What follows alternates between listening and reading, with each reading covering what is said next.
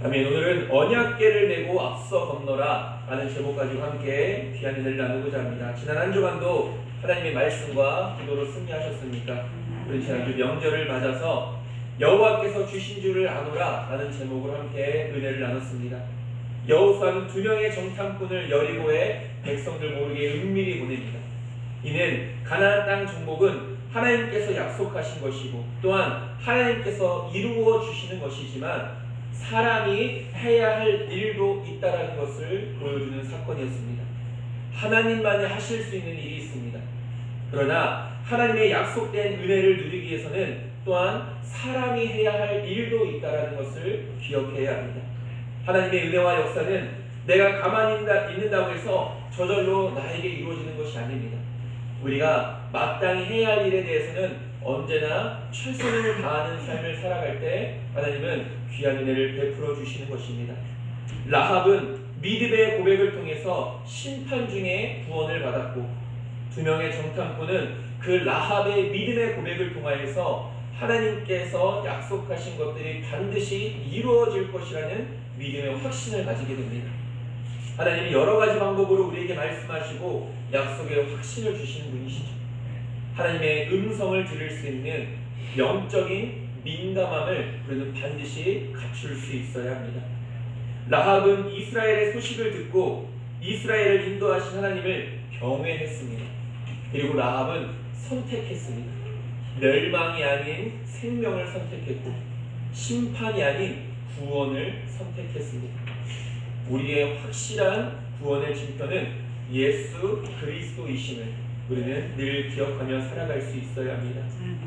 이것이 우리가 지난주에 함께 살펴봤던 말씀이었습니다. 오늘 본문은 이스라엘 백성들이 드디어 이 40년 동안 기다렸던 가나안 정복의 서막을 열게 하는 이 요단강을 건너기 위한 그 바로 눈앞에 둔 상황 속에서 기록되어진 말씀입니다. 이들은 지금 요단강 앞에 서 있습니다. 그토록 기다렸던, 그토록 원했던 가나안 땅을 밟기 위해서는 이 요단강을 반드시 건너가야만 했다는 것이죠. 그렇다면 오늘 이 사건이 오늘을 살아간 우리에게 어떤 믿음의 교훈을 주는지 함께 살펴보도록 하겠습니다. 첫 번째로 요단강을 건널 준비입니다. 요단강을 건널 준비. 앞서 얘기했듯이 드디어 때가 왔습니다. 무려 40년이라는 시간이 흐르고 나서야 백성들은 비로소 가나안 땅에 들어갈 준비를 완전하게 맞추게 됩니다. 이제 발걸음을 떼서 요단강을 건너가기만 하면 가나안 땅을 밟을 수 있게 됩니다. 그러나 가나안 땅을 밟는다고 해서 또한 모든 것이 다 끝나는 것이 아닙니다. 그곳에서 그 가나안 땅에 들어가서도 백성들이 해야 할 일들이 있었습니다. 하나님께서 백성들에게 명령하신 일들, 하나님께서 약속하신 가나안 땅에서의 은혜와 복을 비로소 누릴 준비가 되어졌다는 것이죠. 백성들은 요단강을 건너기 위해 준비해야 할 것이 있었습니다. 그냥 아무렇게나 요단강을 건너가고 가나안 땅에 들어가서도 아무렇게나 그들이 행동하는 것이 아니라 하나님께서 백성들에게 요단강을 건너기 전에 준비해야 될 것이 무엇인가, 가나안 땅에 들어가서 그들이 해야 될 일이 무엇인가를 하나님께서 하나하나씩 다 가르쳐 주셨다는 것이죠. 이것은 하나님의 약속을 누리기 위해서는 또한 준비해야 할 것이 있다라는 것을 의미하기도 합니다. 하나님의 은혜를 누리기 위해서는 우리가 준비해야 될 것이 있다라는 것이죠. 오늘 본문 1절에서 6절까지는 하나님의 은혜를 누리기 위해서 우리가 준비해야 될 것, 당시의 백성들이 준비해야 될 것이 2가지가 있었음을 이야기해주고 있습니다. 이것은 마찬가지로 오늘도 우리가 하나님의 은혜를 온전히 누리며 살아가기 위해서는 우리도 날마다 이 2가지가 항상 준비되어져 있어야 된다는 것이죠. 준비된 자에게, 이런 은혜를 받을 만한 준비가 되어 있는 자에게 하나님은 은혜를 베풀어 주시는 것이죠. 첫 번째는 언약궤를 맨 제사장들의 뒤를 따르라 라는 것입니다. 언약궤를 맨 제사장들의 뒤를 따르라. 그러니까 아무렇게나 움직이지 말라는 것이죠. 너희들 질서 없이 아무렇게나 움직이지 말고 내가 명령한 것, 내가 가르쳐준 그대로 언약궤를 맨 제사장들의 뒤를 따르기만 해라 라고 이렇게 먼저 명령하십니다. 가나안 땅에 들어가기 위해서는 반드시 요단강을 건너야만 했습니다. 가나안 땅에서의 약속의 은혜를 누리는 것도 누리는 거지만 백성들에게는 먼저 통과해야 될 관문이 있었는데 그것이 바로 요단강이라는 관문이었죠. 그러나 아무렇게나 요단강을 건널 수는 없었습니다. 하나님께서는 백성들이 어떻게 이 요단강을 건너야 하는지를 자세하게 가르쳐 주십니다. 그냥 건너라, 그냥 지나가라 라고 그냥 툭 내던지신 것이 아니라 어떻게 건너가야 할 것인지 아주 자세하게 하나하나씩 짚어가면서 가르쳐 주셨다는 것이죠. 지난번에도 말씀을 통해서 살펴봤지만 우리가 이런 하나님의 모습들을 바라봤을 때 하나님의 인도하심이 얼마나 세심한지를 볼 수 있게 됩니다. 그냥 해라 라고만 명령하시는 것이 아니라 구체적으로 어떻게 해야 하는지를 설명해 주신다는 것이죠. 하나님께서 하나님의 방법을 자세하게 설명해 주신 이유는 다른 것이 아닙니다. 우리가 하나님의 은혜를 온전히 누리게 하기 위해서라는 것이죠. 다른 말로 하면 하나님의 방법을 따르지 않고서는 은혜를 누릴 수 없다는 것입니다. 그렇기 때문에 하나님은 세심하게 우리들이 하나님의 은혜를 누릴 수 있는 방법, 그 길들을 하나하나 세심하게 가르쳐 주신다는 것이죠.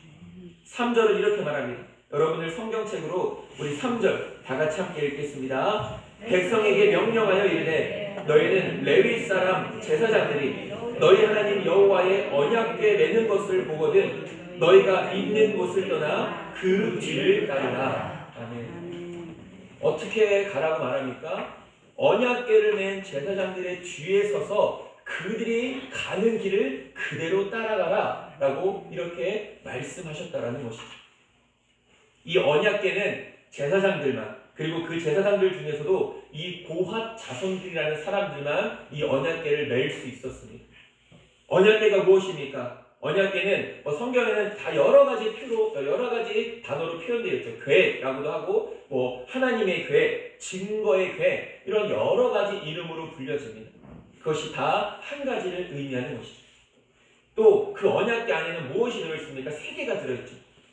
10계명이 새겨진 돌판 2개, 그리고 만나가 담겨져 있는 항아리, 그리고 마지막 하나는 아론의 쌍난 지팡이, 이 3가지가 바로 이 언약궤 안에 들어있었습니다.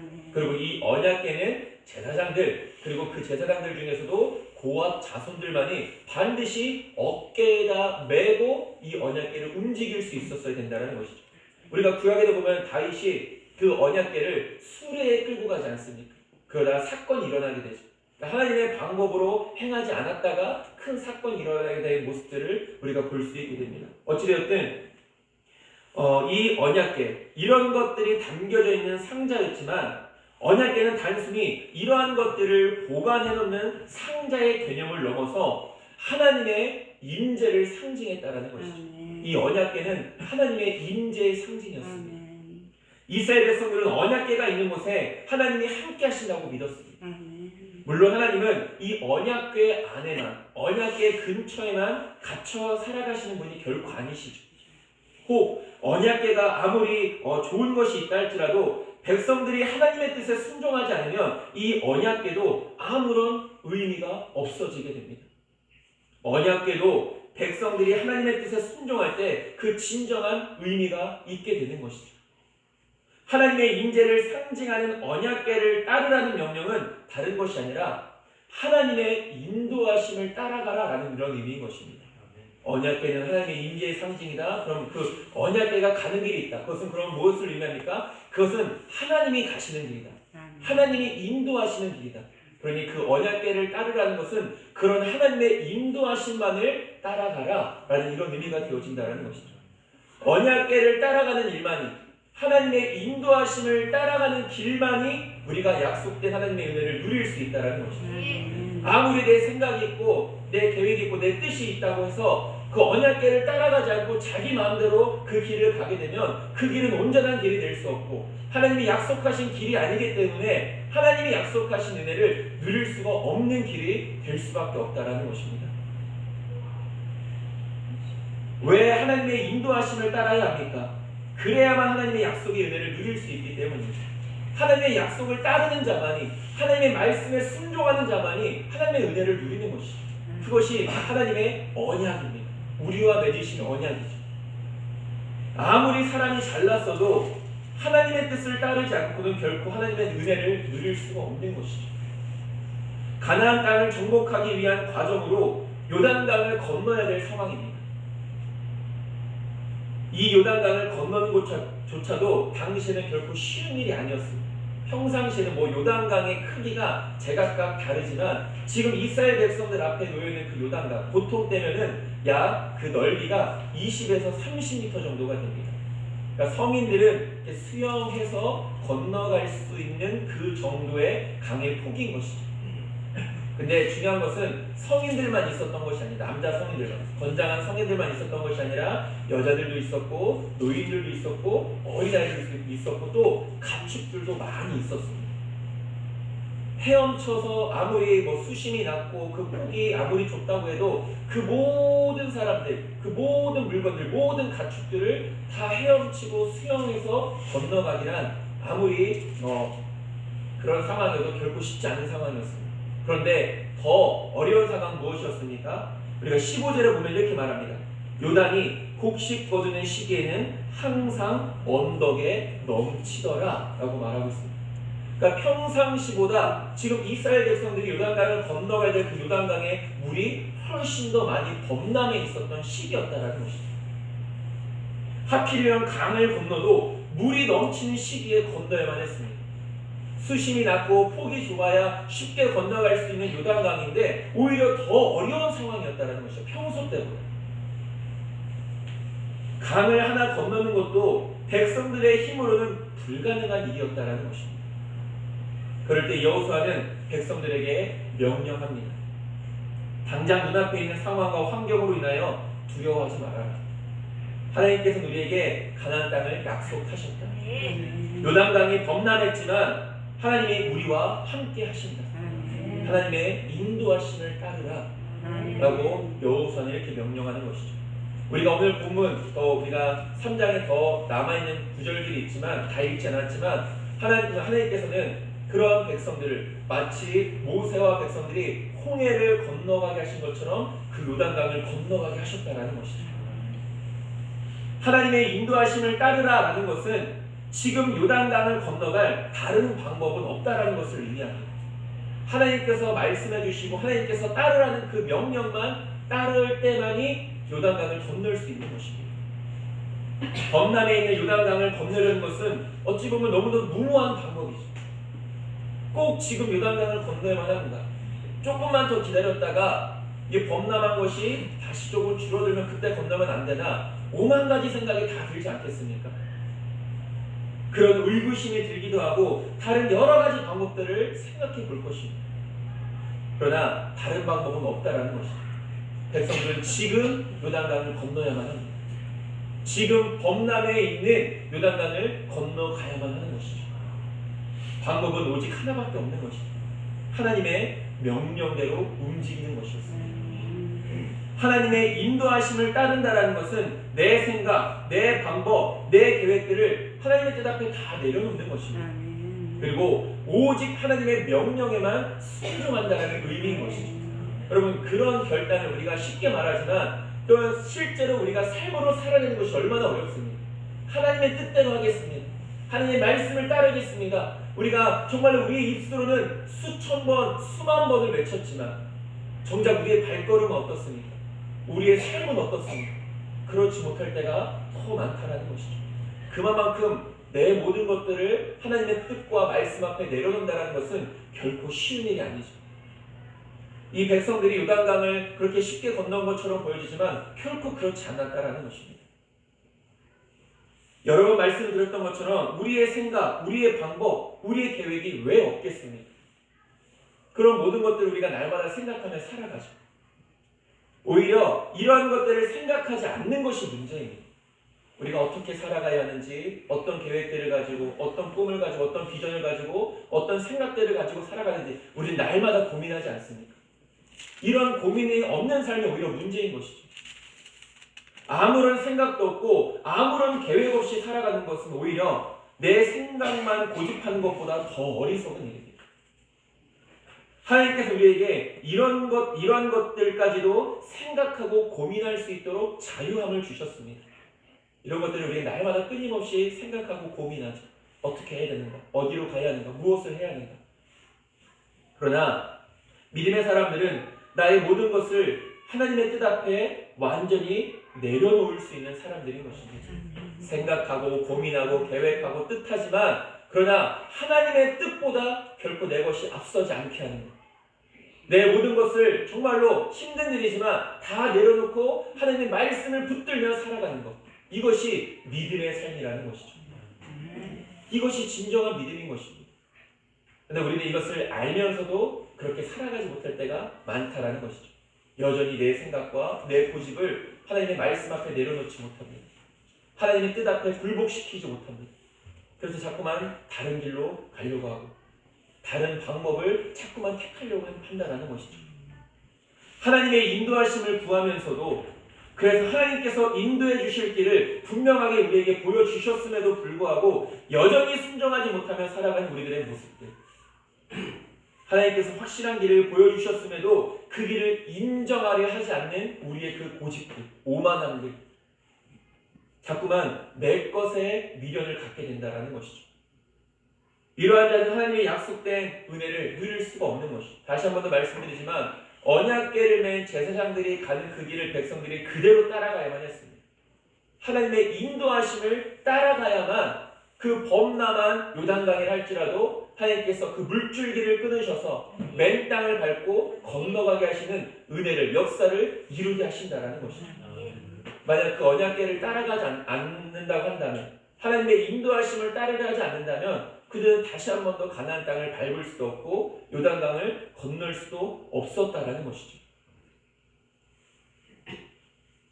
진정으로 하나님의 약속된 은혜를 저와 여러분들은 누리길 원하십니까? 모든 분들이 다 누리길 원하실 것입니다. 그렇다면 하나님의 인도하심을 따르는 자가 되어지길 소망합니다. 이스라엘 백성들이 요단강을 건너 가나안 땅에 들어가기 위해서는 그들 앞에 있는 언약궤를 똑바로 따라가야만 했습니다. 하나님의 명령과 방법에 순종하는 자가 복을 누리게 된다는 것이 우리에게는 순종이 준비되어져 있어야 합니다. 언제든지 하나님의 뜻을 따를 준비가 되어져 있어야 된다는 것이죠. 또한 하나님의 은혜를 누리기 위해서 우리가 준비해야 될 두 번째는 성결이라는 것입니다. 성결. 우리가 5절 말씀 다 같이 한번 읽겠습니다. 여호수아가 또 백성에게 이르되 너희는 자신을 성결하게 하라. 여호와께서 내일 너희 가운데에 기이한 일들을 행하시리라. 아멘. 성결이라는 단어는 거룩함이라는 단어와 같은 의미입니다. 원어로는 구별되다, 드려지다, 거룩하다 이런 뜻을 이 성결이라는 단어가 가지고 있는 것이죠. 이는 하나님께 드리기 위해 특별히 깨끗하게 구별된 것을 가리키는 말입니다. 하나님 앞에 드리기 위해서 특별히 깨끗하게 구별되어진 것을 드립니다. 이것은 제물을 드릴 때도 마찬가지죠. 흠이 없는 제물을 하나님 앞에 드려야 된다. 그러나 이것은 제물을 드리는 것만을 말하는 것이 아니라 우리 자신을 드릴 때도 마찬가지입니다. 우리도 하나님께 드려지는 자들입니다. 그렇기 때문에 하나님 앞에 드려질 때 우리는 거룩함으로 성결함으로 하나님 앞에 드려질 수 있어야 된다는 것입니다. 로마서 12장 1절은 이렇게 말합니다. 그러므로 형제들아 내가 하나님의 모든 자비하심으로 너희를 권하노니 너희 몸을 하나님이 기뻐하시는 거룩한 산 제물로 드리라. 이는 너희가 드릴 영적 예배니라 라고 말하고 있습니다. 하나님 앞에 드릴 우리는 거룩한 산 제물입니다. 산 제물로서 우리 하나님 앞에 드려질 수 있어야 합니다. 그것이 바로 영적인 예배라는 것이죠. 이것은 무엇을 의미합니까? 우리의 삶이 언제나 하나님 앞에서 성결해야 된다는 것입니다. 언제나 거룩해야 된다는 것입니다. 거룩한 자가 하나님 앞에 나아갈 수 있는 것이고 거룩한 자가 하나님 앞에 드려질 수 있는 것이고 그런 자가 영적인 예배를 드릴 수 있는 것이고 그런 자가 하나님의 은혜를 인도하심을 누리며 살아갈 수 있게 된다는 것이죠. 우리가 하나님 앞에서 성결해야 한다는 것인데 거룩하신 하나님 앞에 합당하도록 우리의 몸과 마음을 깨끗하게 준비해야 된다는 것이죠. 우리는 성결한 모습으로 주님 앞에 서야 합니다.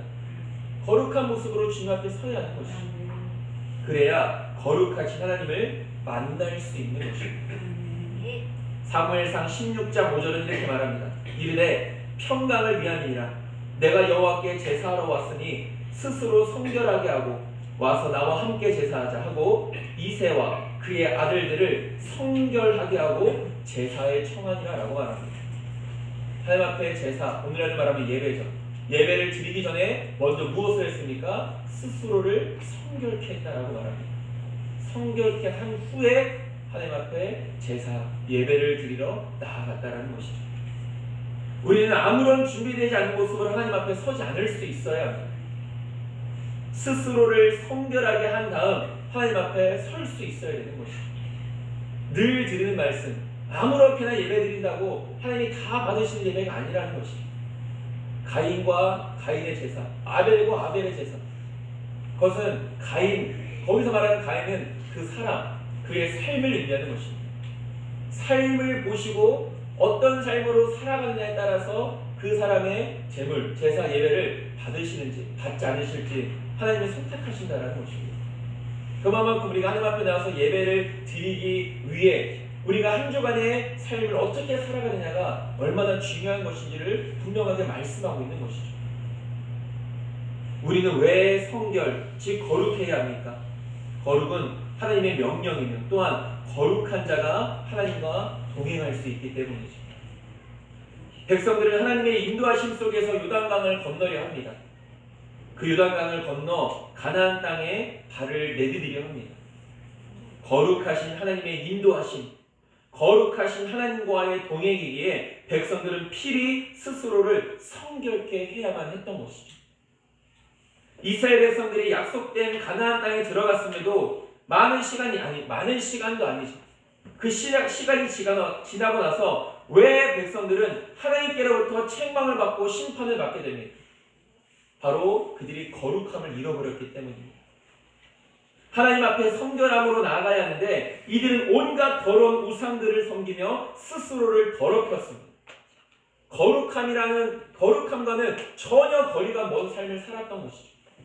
심지어 하나님께서 그들에게 뭐라고 말씀하십니까? 너희들이 드리는 그 뜻없는 제사와 뜻없는 제물과 그런 모든 것들 나 기뻐하지 않는다. 너희들은 공의와 정의를 행하라. 이렇게 말씀하십니다.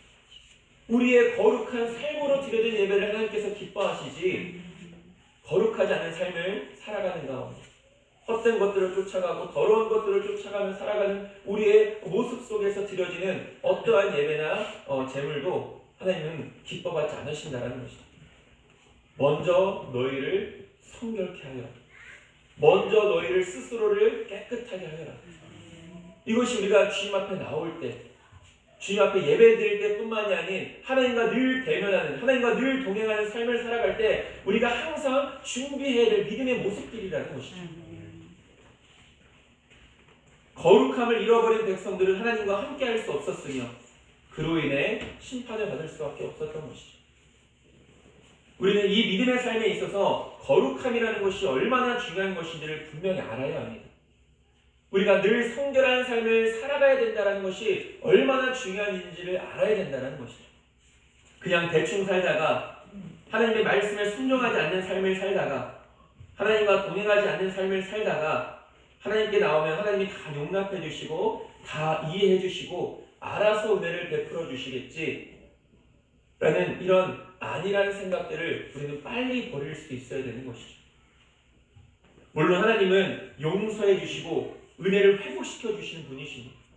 어떠한 죄인도 하나님 앞에 나오면 하나님은 그 죄인의 죄를 다 용서해 주시고 은혜를 베풀어 주시는 하나님이시죠. 그러나 이러한 은혜는 진정으로 회개하여 죄악에서 돌이키는 자들에게 임하는 은혜인 것입니다. 하나님은 지금 우리에게 이런 은혜를 베풀어 주고 계십니다. 이런 은혜의 자리로 우리를 부르시고 있다는 것이죠. 우리는 이러한 은혜의 기회들을 놓치지 않을 수 있어야 합니다. 변함없이 베풀어 주시는 이 은혜를 누리지 못하는 것만큼 어리석은 일은 없습니다. 하나님께서 우리에게 은혜를 약속하셨고 복을 약속해 주셨음에도 불구하고 교회 다니고 다른 신앙생활도 한다라고 스스로 자부하지만 은혜가 없는 삶, 하나님의 복이 임하지 않는 삶을 살아간다는 것만큼 어리석은 일이 어디 있겠습니까?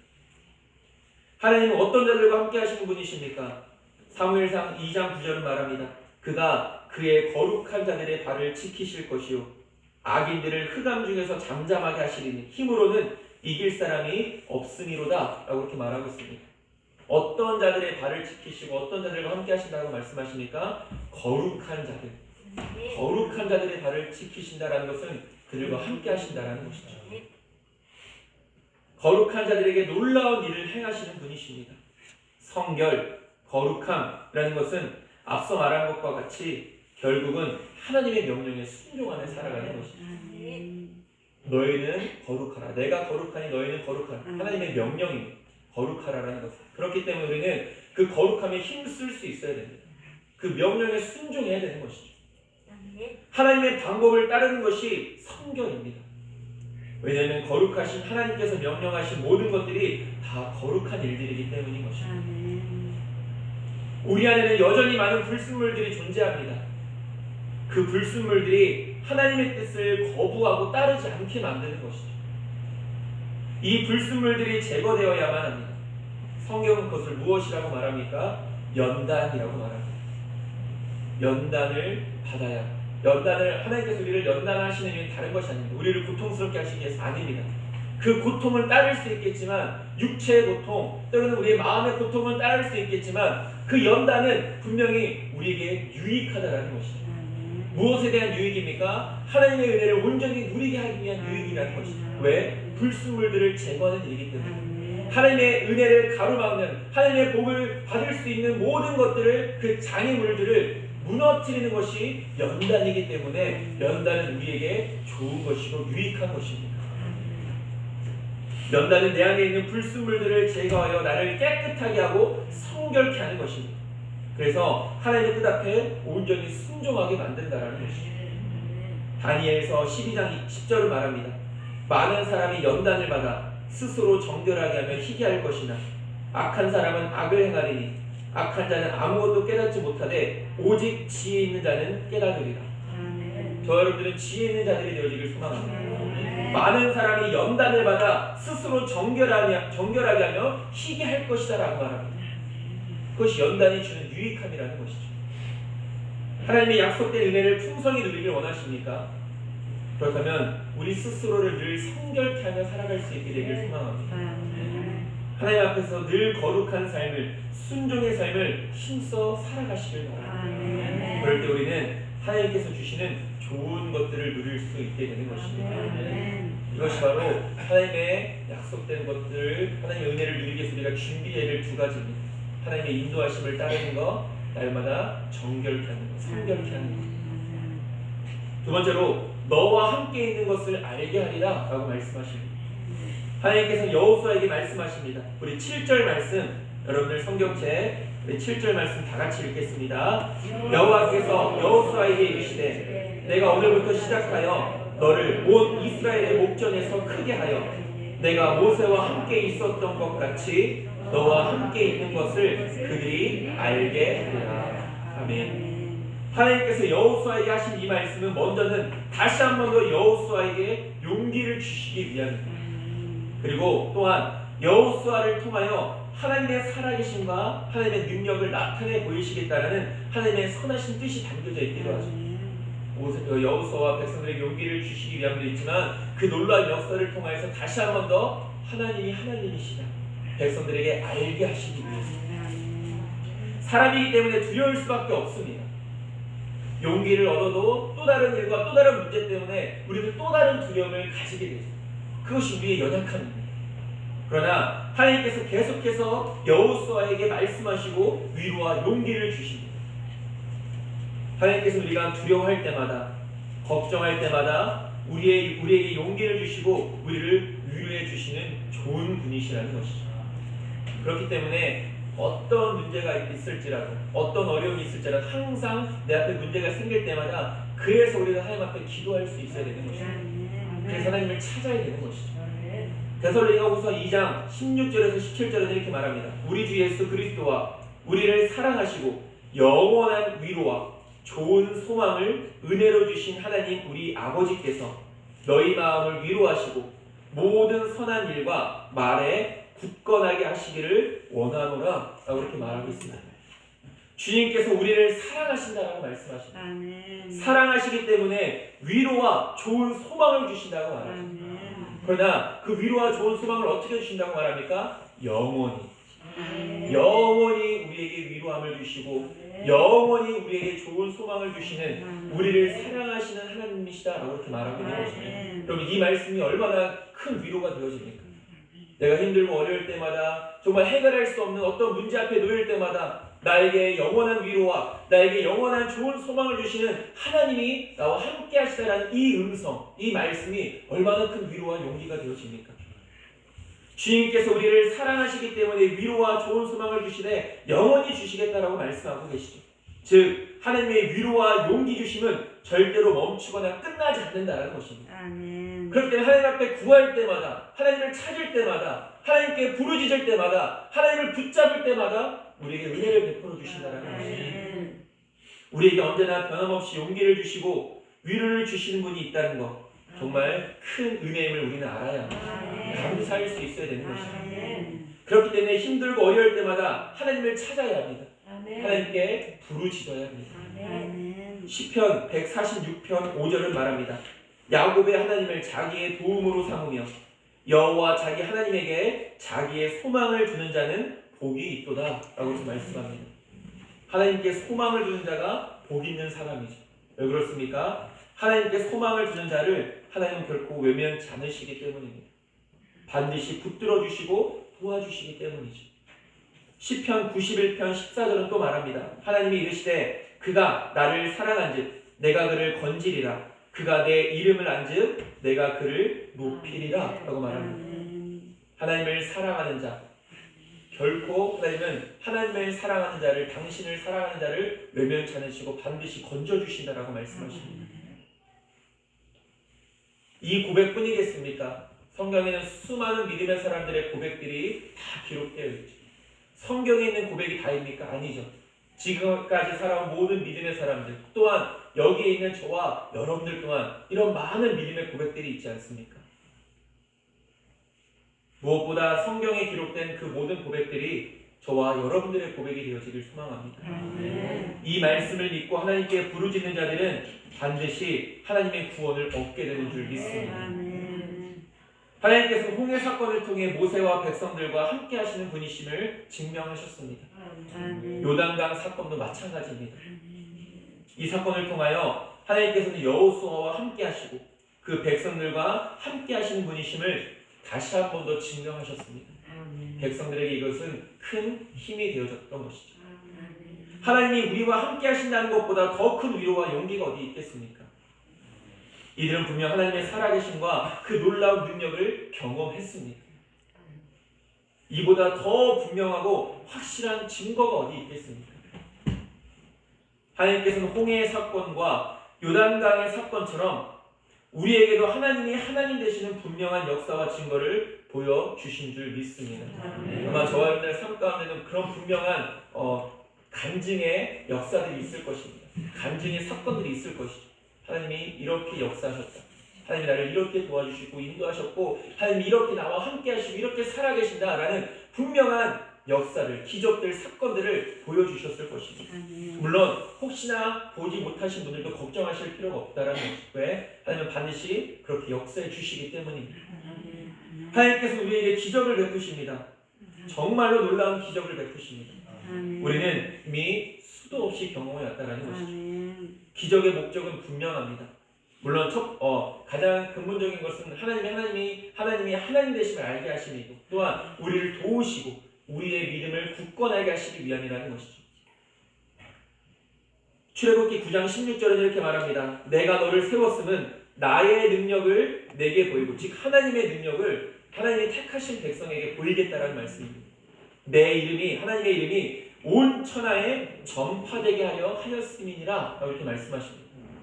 하나님의 영광을 나타내시기 위해서 우리를 택하시고 우리를 사용하시고 우리에게 놀라운 역사들을 보여주신다라는 것이죠. 나를 도와주심도 있지만 하나님이 하나님 되심을 선포하시기 위해서입니다.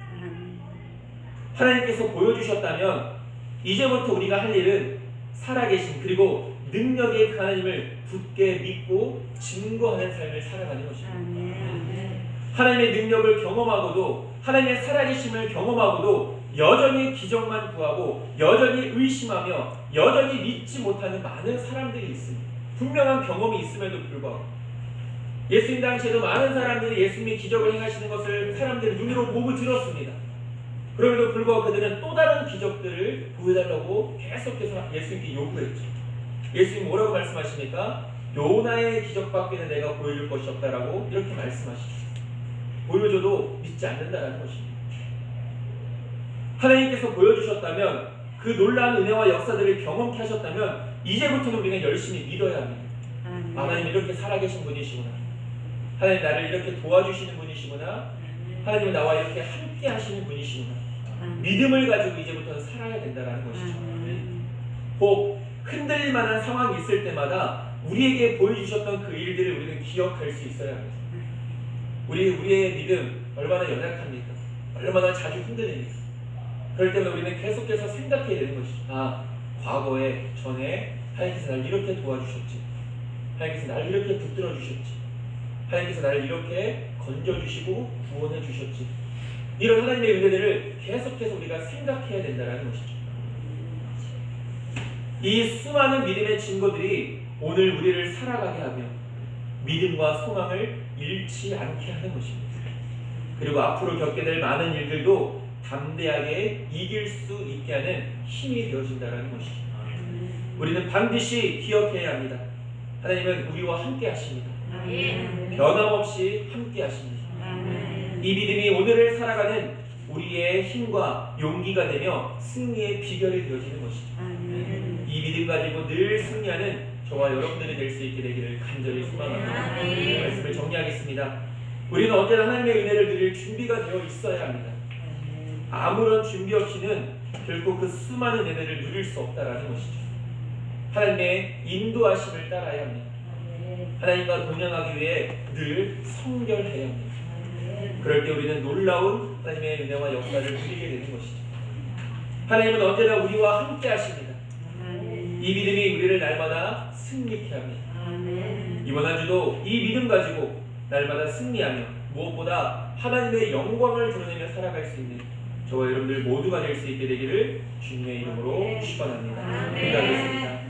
하나님, 하나님의 인도하심을 따르는 길이 우리가 하나님의 복을 누리는 길이고 하나님과 동행하기 위하여 늘 거룩한 삶을 살아가는 것이 우리 하나님의 은혜를 누리는 길인 줄 믿습니다. 이번 한 주도 그리고 앞으로의 우리 남은 삶도 늘 이렇게 믿음으로 준비되어서 항상 좋은 것을 누리며 살아가는 우리 모두가 될 수 있도록 인도하여 주시옵소서. 하나님 우리와 함께 하시는 줄 믿습니다. 우리를 붙들어 주시는 줄 믿습니다. 아무것도 두려워하지 않고 늘 우리와 함께 하시는, 변함없이 우리와 함께 하시는, 영원히 우리와 함께 하시는 하나님을 붙들고 의지하며 날마다 승리하는 삶 살아갈 수 있도록 역사하여 주시옵소서. 예수님의 이름으로 기도드립니다. 아멘.